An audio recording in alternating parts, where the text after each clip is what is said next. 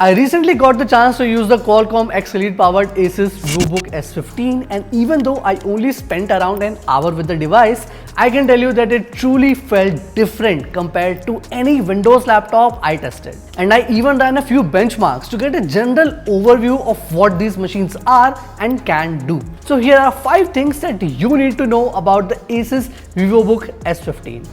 Firstly, let me tell you that just holding the machine felt truly different.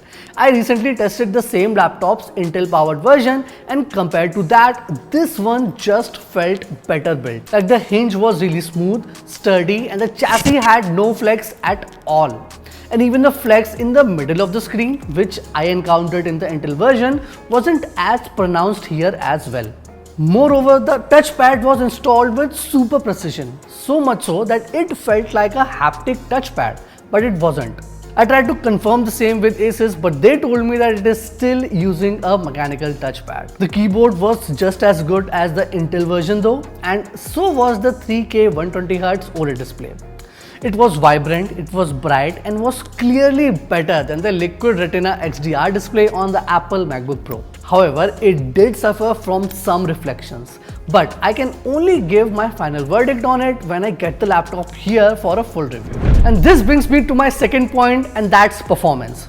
So the laptops I tested were not plugged in, so I ran the Cinebench R23 multi-core on battery power, and I received 2 scores. One for the standard power mode and second one for the performance power mode.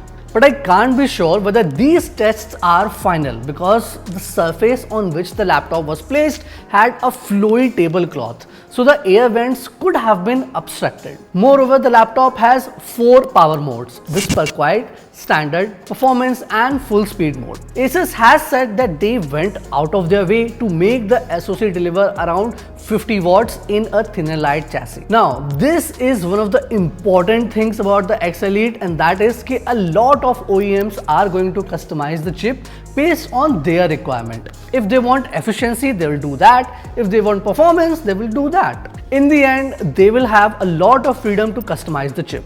Now, we have seen this kind of feature in the Intel Core Ultra laptops as well. Which brings me to my third point, and that is that during the entire time I was testing the laptop, the fans did not spin up. Even during the Cinebench R23. Although I only did this test for a single standalone run, but still it is impressive. Anyone who has ran Cinebench R23 knows very well that it immediately stirs up the fans at full speed. Now this is where I jump into the fourth point, which is a bittersweet one, because upgradable memory on Qualcomm powered laptops will not be possible.